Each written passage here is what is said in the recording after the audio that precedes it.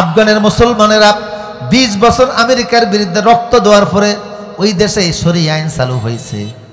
যখন ভারতের সেনাবাহিনী চলে আসে আফগান সাইরা জিজ্ঞেস করলো আফগানকে কেমন দেখলা?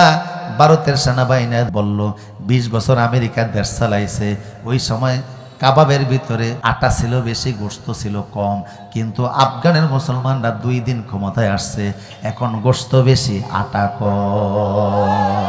আল্লাহু আকবার। তাদের জিডিপির প্রবৃদ্ধি এখন বিশ্বের বহু দেশ থেকে আগায়া। মাত্র 2 বছর আসছে, এখন তারা মার্সিডিজ ব্র্যান্ডের গাড়িও বানায়।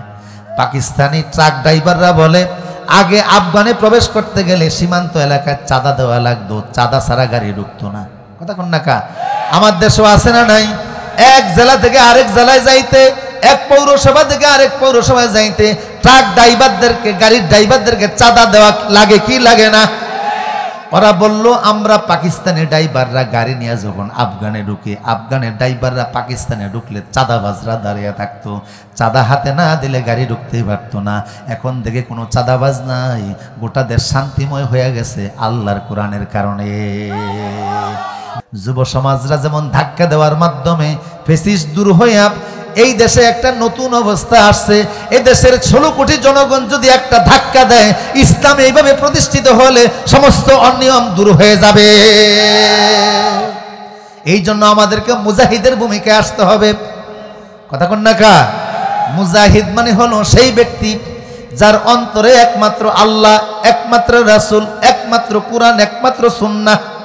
মুজাহিদের মানসিকতা আনতে হবে। কি আপনার বয়স 40-100 বছর, কি 20 বছর, কি 10 বছর, হে যুবক, হে মুরব্বী, তোমার ব্রেনে যদি এই কথা আসে, কোরআনে আল্লাহ বলছে দিন প্রতিষ্ঠা করো, নামাজ যেমন প্রতিষ্ঠা করো, রোজা যেমন প্রতিষ্ঠা করো, দিন ওই রকম প্রতিষ্ঠা করো।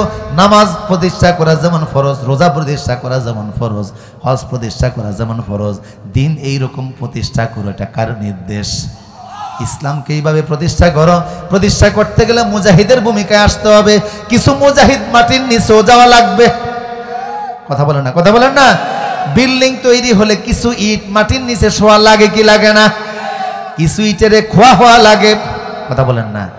কিছু ইট গুঁড়া হওয়া লাগে, কিছু ইট বিল্ডিং এর নিচে যাওয়া লাগে, কিছু ইট ইমারতের জন্য দাঁড়িয়ে থাকে। এরকম ভাবে দিন প্রতিষ্ঠা করতে গেলে কিছু মানুষকে শহীদ হওয়া লাগবে, কিছু মানুষকে জীবন দেওয়া লাগবে, কিছু মানুষ খোয়া হওয়া লাগবে, কিছু মানুষ মাটির নিচে যাওয়া লাগবে, আর কিছু মানুষ ইমারতের মতো দাঁড়িয়ে থাকবে। এর উপর ভিত্তি করে আল্লাহ দিন প্রতিষ্ঠা করে দিবে।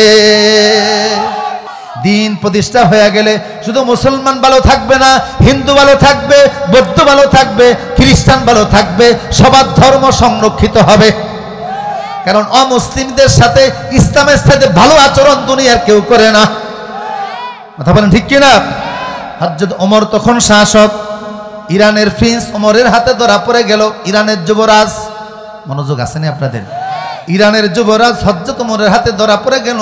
ওমর বললেন শুনেছি তুমি দুর্দর্শ সন্ত্রাসী, মানুষ হত্যাকারী, খুনি, তোমারে আমি পাইছি, আজকে আমি ছাড়ব না।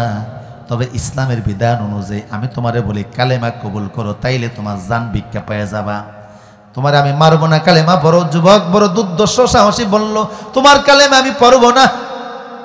ওমর বলল কালেমা না পড়লে জিজিয়া কর দাও।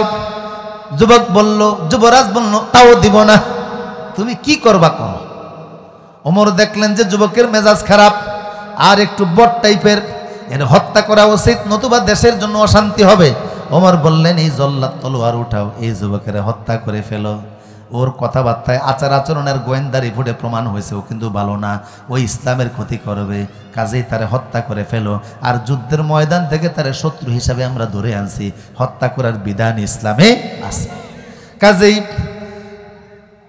হত্যা করবেন। জল্লাদ তলোয়ার উঠাইছে। ওমর বলে এই যুবরাজ আমি তোমাকে এখন মেরে ফেলবো, বলো তোমার আর কোনো সওয়াফা আছে নাকি? যুবরাজ বলল ওমর তোমার মতো যেই মানুষ আমার আবার কি মনের আশা পূরণ করবা, মারতে চাইছো মারো, তলোয়ার উড়িয়ে দাও, কল্লা পুইরা যাক। ওমর বলল না তোমার কিছু মন চাইলে বলো। যুবক বলল যদি আমার কিছু দিতে হয় 1 গ্লাস পানি দাও। কি দাও? মরণের আগে বেশি কিছু চাই না, 1 গ্লাস পানি চাই। হযরত ওমর বললেন এই ওনার হাতে 1 গ্লাস পানি দাও। যুবক পানিটা হাতে পাইল। ওমর বলল পান করো এশরেফ। যুবক বলল না পান করবো না। কয় কেন? কয় তুমি ওমর বড় কঠিন মানুষ, আমার বিশ্বাস তুমি আমারে পুরা গ্লাসের পানি পান করতে দিবা না। অর্ধেকটা পানি পান করার পরে তুমি গ্লাসের পানি পান করা অবস্থায় তলোয়ার মাইরা আমারে শেষ করে দিবা। ওমর বলল, না, আমি এতটা কঠোর হৃদয়ের মানুষ না, আমি সফট মনের মানুষ, আমি তোমারে পুরাটা পানি খাইতে দিব। যুবক বলল, বিশ্বাস করি না। ওমর বলল, কিভাবে বললে তুমি বিশ্বাস করবা? যুবক বলল, ওমর তাহলে তুমি বলো, হে যুবক, এই গ্লাসের পানি পুরাটা পান করার আগে আমি তোমারে ফাঁসি দিব। তোমার বলল, হে যুবক, এই গ্লাসের পানি পুরাটা পান করার আগে আমি তোমারে ফাঁসি দিব। ওমর তো যুবকের সালাকের কাছে ধরা পড়ে গেছে। যুবক তাৎক্ষণিক উষ্টা দিয়া গ্লাসটা ফেলে দিয়া পানি সব ফেলে দিছে। এখন পানি আর গ্লাসে নাই, পানি চলে গেছে মাটির উপরে। বুঝতেছেন আপনারা কথা? আমার চেহারা না দেখলো সাহেব, আমি কালো মানুষ, আওয়াজ তো বোঝা যায়, আওয়াজ বোঝা যায় তো। হাজ্জাদ ওমর বললেন, হে যুবক, কি করলা? কয়, পানি তো মাটিতে ফেলে দিছি, তুমি না বলছো পানি পান করার আগে আমারে ফাঁসি দিবা না, এখন পানি পান করাও তারপরে ফাঁসি দাও। কথা বল না, কারণ তুমি এই মাটি থেকে পানি তুলতেও পারবে না, আমারও খাওয়াইতে পারবে না, ফাঁসিও দিতে। যদি তুমি নীতিবান হও, যদি তুমি আদর্শবান হও, অমুসলিমের সাথে যদি তোমাদের ইসলামের ভালো ব্যবহার থাকে, তাইলে আগে পানি তোলো, কারণ তুমি নিজে বলেছো এই পানি আমারে খাওয়াইবা। কথা কন না কা, ফেসে ফইরা বলছো আর যেভাবেই বলছো, বলছো তো, ঠিক কিনা বলেন? এখন এই গ্লাসের পানিটা তোলো, আমারে পান করাও, তারপরে ফাঁসি দাও। পানি পান করানোর আগে আমারে ফাঁসি দিতে পারো না নৈতিকভাবে, আর শক্তির বলে যদি ফাঁসি দাও তাতে কোনো অসুবিধা নাই। হযরত ওমর বললেন, যুবক, না না, ইসলামের আদর্শ আমি জলাঞ্জলি দিতে পারি না। তুমি যত বড় দুর্দর্শ সন্ত্রাসী হও না কেন, ইসলামের বিধান সবার জন্য সমান। আমি গ্লাসের পানি উঠাইতে পারবো না, মাটি থেকে গ্লাসে পানি তুলতে পারবো না, তোমারে ফাঁসিও দিতে পারবো না, যাও তুমি বিদায়। যুবক চলে যাচ্ছে। ঘর থেকে বের হওয়ার পরে আবার যুবক ঘরের দিকে ফিরে এসে ওমরকে এসে বললেন, ওমর, আমারে কালেমা পড়ে মুসলমান বানিয়ে দাও। যুবক বলল, ওমর, তলোয়ারের ভয় দেখাইলাম, কালেমা পড়ো নাই, এখন তুমি আবার নিজে স্বেচ্ছায় এসে কালেমা পড়তে চাও কেন? অমুসলিম যুবক বলল, ওমর, তোমার চোখরাঙ্গানি আমারে নরম করতে পারে নাই, তোমার তলোয়ারের ভয় আমারে নরম করতে পারে নাই, কিন্তু তোমার আদর্শ আমারে নরম করে দিছে।